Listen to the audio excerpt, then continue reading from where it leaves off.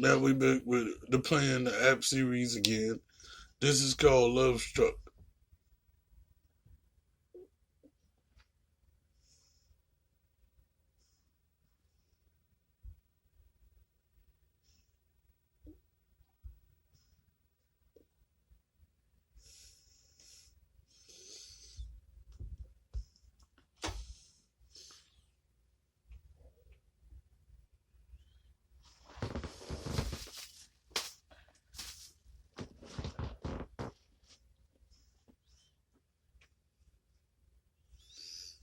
Mm.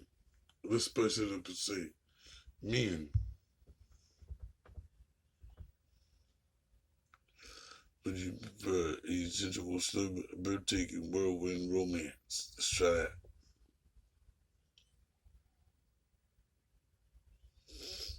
Um, the gangster, Chance Valentine. He's 27.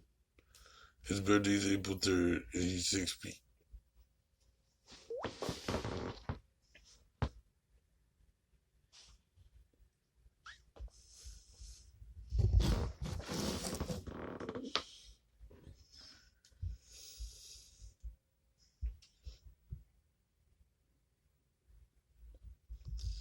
My first name,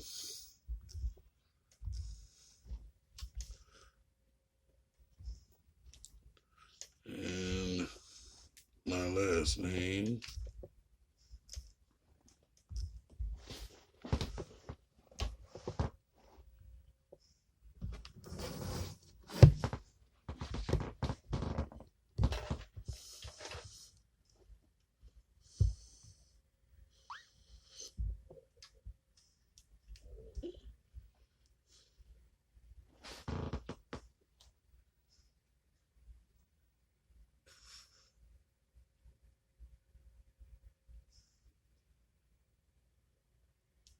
The prologue.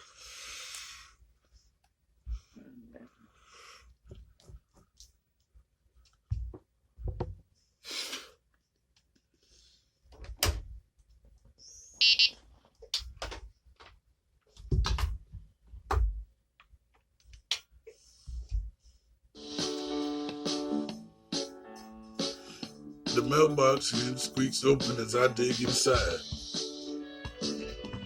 bumping his head against my head.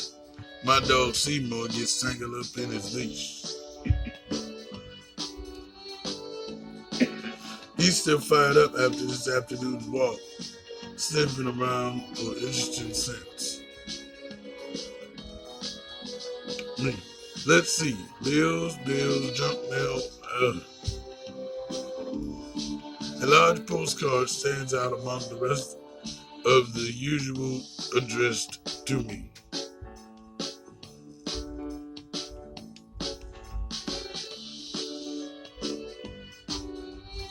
I head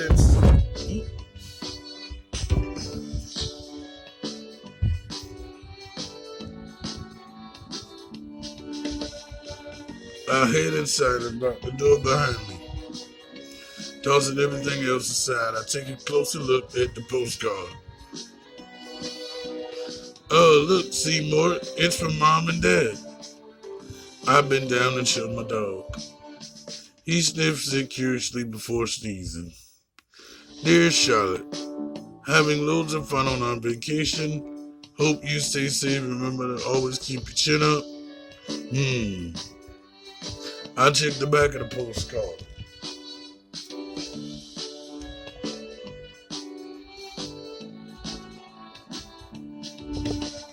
That's it? Well, if I were on vacation, I wouldn't put too much effort into the writing either.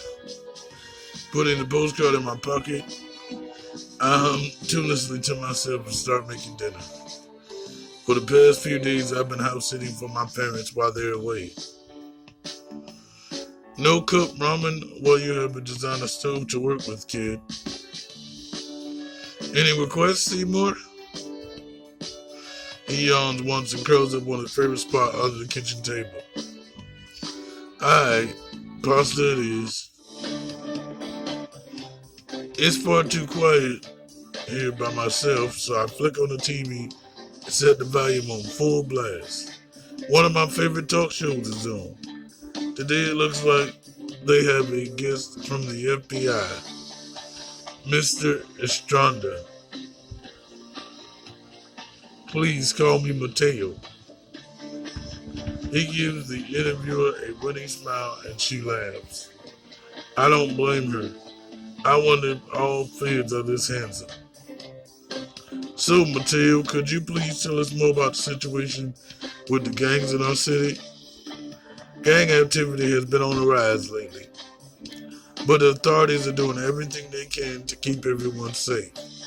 The best thing for our lovely viewers to remember is to be aware of their surroundings. I'm sure our viewers are relieved to know that we have people like you protecting us. I'm more than happy to be of service. Yikes! Gang activity. I can't even imagine how terrifying that could be to get caught up in all that.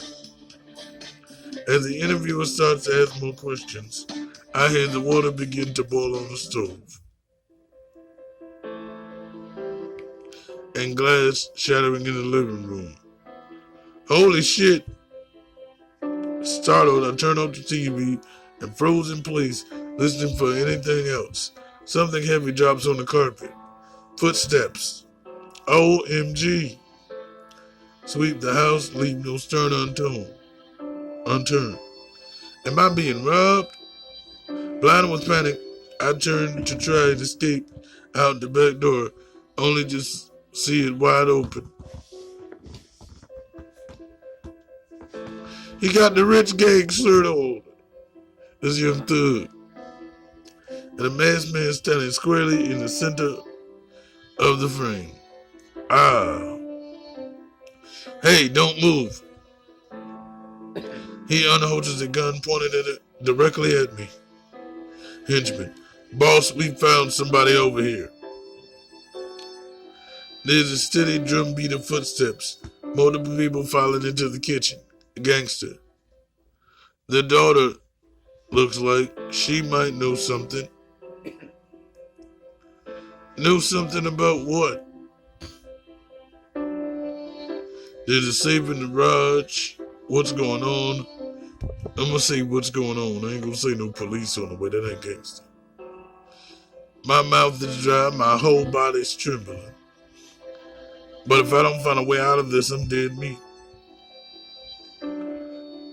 If I know what they're after, maybe we can negotiate. I don't know what's going on. Maybe if we all calm down, the man with the gun shouts me down. Shut up. You're the ones asking the questions.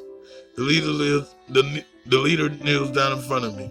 I can only see his eyes twinkling with mirth. Tell us where your parents are. My throat tightens. What? That's all we need to know. Easy, right? Not saying anything, I bit back a scream when the man touches my face, roughly jerking my chin up, so I'm forced to look him in his eyes. Wreck the place. At his order, I hear a heavy grunt accompanied by shattered glass. The men start overturning the furniture, destruction raging through the whole house. Under the table, Seymour looks just as scared as I am. The second someone overturns the whole wooden frame, he's out like a shot, running out the back door and far away. Some guard dog. Now, let's try again. Your parents. I swear, I don't know where they are. You're making me very angry, little girl. Don't make me. A sharp pop roars, nearly deafening me. Recoiling back, the masked man shouts in pain, clutching his hand on his chest. Who is it? Nobody move. I freeze, This is I turn to see you standing in the doorway. I expect to see a squadron of police in uniform coming to my rescue. Instead, a man walks in, pistol outstretched. Impeccably dressed, beautiful, and ease amongst the chaos. He turns to me. Stay still if you don't want the next one in your school. Pulling out the gun, the mass leader backs away cautiously towards the kitchen. Chance Valentine, I should have known it would be you. Another man comes battling through the doorway like a bat out of hell. I got this one, Chance. He moves almost quicker than I can see. Hand whipping out to grab the mass leader by the wrist and aim the gun away. Yoshimitsu, watch it. 3 shots fire in the air before the fiery young man brings his knee to the gang leader's stomach. Oof. Waving that gun around makes you feel like a real man, huh? Once the masked man is bent over in pain, Yoshimitsu draws out a solid steel blade, slamming the blunt edge down on the back of the man's head, knocking him cold out. Who carries around a sword? Yoshimitsu, you can't even take a punch. He throws the man down onto the floor like he's discarding a piece of trash. Yoshimitsu, I told you to take care of the others. The man named Chan scowls deeply, and in response to the other man just shrugs. I already did, then I got bored. Besides, you gotta get up close and personal to make sure the job gets done. Chance, oh yeah. His partner dusts off before he shows off his sword. I have this, Yoshimitsu says. Chance, this again and you call me lucky? It's literally a miracle somebody hasn't shot you yet. It's a miracle nobody smacked the smart ass out of you yet. Yoshimitsu, give me a once over. Before a sudden grin lights up his face. Hey, don't look so scared. Isn't this an exciting way to end the party? Stammering, I tore between gratitude and renewed fear. I don't understand what's happening. You don't need to understand. Just stay quiet unless spoken to and keep out of the way. No sudden moves unless you want to end up like him. Chan gestured to the masked man lying prone on the floor. Seizing his sword, Yoshimitsu struggles again. Hey, easy, Chance. She might be able to help us if we're a little friendlier. Yoshimitsu strives towards me with an easy grin on his lips. After all, this is the girl in the picture with our targets. Reaching into his wallet, he unfolds one of my family photos. To his alarm, I see my parents' faces. To my alarm, I see my parents' faces circled in red. Chance, their daughter? Let's take her and get up out of here before the backup arrives. Chance grabbed me by the upper arm, attempting to grab me along without another word.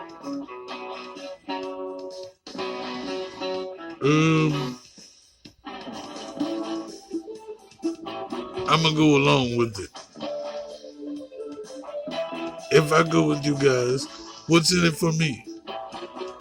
This isn't a debate, just do what I say. You haven't given me any reason to trust you. I'm offering you protection. From what? These guys? He gestured again to the man on the floor. They tore up your house to make an attempt to kidnapping look like a robbery gone wrong.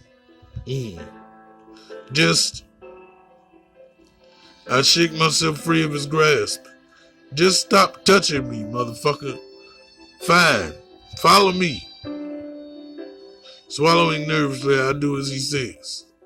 The man named Yoshimitsu walks beside me as we escape through the ruins of the front door. Two unfamiliar cars are parked outside of my house. One I can only assume brings to the first intruders, and the other... Hey Ash, thanks for the backup in there, huh? A man stands in front of the sleek black car, bending down to pet Seymour. My dog wags his entire body at attention, threatening to ruin the man's tailor suit with his slobber. Ash, his eyes glanced over to me, disinterested. Quick as a whip, his hand darted down to draw his pistol with a long silencer attached to the end. Don't! The shot is muted, a small pop, and behind me I hear a cry of pain. Looks like you missed one.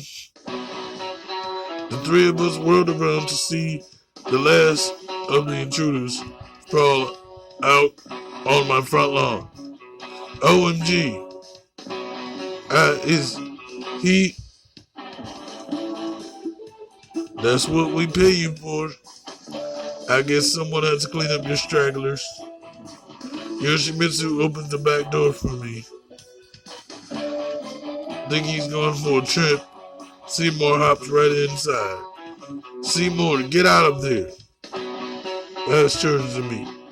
Your dog's well trained. Is he coming along? I stood stock still, refusing to enter. Will you promise to explain what's going on? Yoshimitsu. Well, And then I noticed a group of heavily armed men approaching the back of the house. Looks like they had more backup than I initially expected. Uttering a groan of frustration, Chance kicks out the back of my knees, sends me sprawling into the back seat. Hey, motherfucker. We don't have time to coddle her. Agreed, let's go, Ash. Ash starts up the car. Yoshimitsu leaps into the passenger side. Chance gets into the back seat with me. His cold eyes pierce me right down to my soul. Definitely no angel. Twisting in his seat, Yoshimitsu grins and winked. Oh, a wicked glint in his eye. Are you glad you came with us now? Those men, I hope they don't tear up your place too much more. I don't know if glad is the right word. Minutes of tense silence passes by. Chance all but ignores me in favor of staring out the window. In the glass perfection, I can see his forehead pinching in deep thought. His lips, expressive even in anger, form a tense line. So, who are you guys? Chance doesn't turn to face me. Go on, take a guess. Who in this town could get away with the things you just saw? No. I don't believe this. You're with a gang? And the men who attacked my house paid the cops to turn a blind eye. Yoshimitsu, Ash sounds cautious, looking like a dog with his hackles up. What? You want me to lie to the girl? You're making her a witness. I wouldn't say anything about this to anyone, if that's what you're implying. I can see Ash grip tightly onto the steering wheel, but he's staying quiet. Me. But can someone please just tell me what's going on? Here's the long and short of it. Your parents have made some powerful enemies, Mom and Dad, but they're not anybody important. There's no way we have the right people. I'm sure that's what they wanted you to think. They left you to save their own skin. Chance,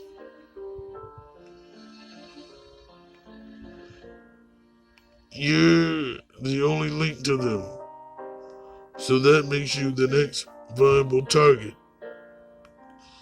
I'm stunned into silence. That's impossible. I don't know what to say, what to think. Seymour rests his head on my lap, tail wagging slightly. Fighting back tears, I hold him to my chest and bury my face into his fur for the rest of the ride. Oh, great. I hate it when girls cry.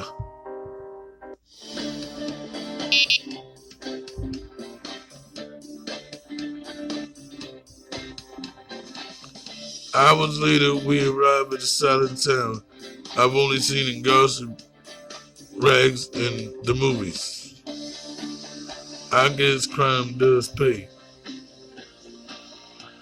After we pass through a few gates, we arrive at a sprawling estate.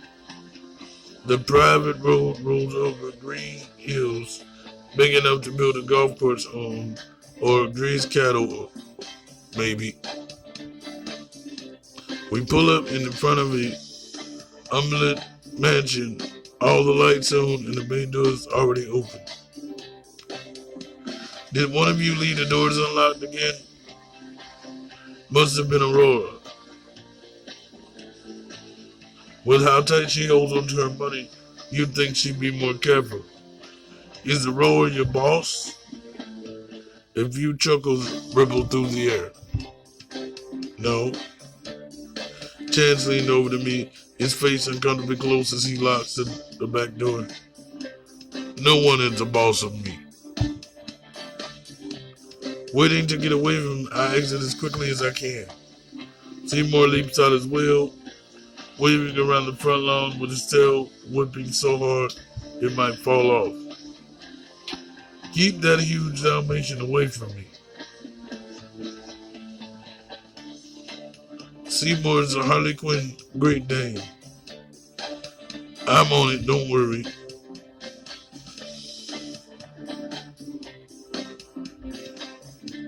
Ash gives a sharp whistle, and to my shock, Seymour loops right over to him and sits at his side. I want to protest, but he doesn't seem to be in danger. Taking in my surroundings, I'm aware of just how isolated and vast this place is.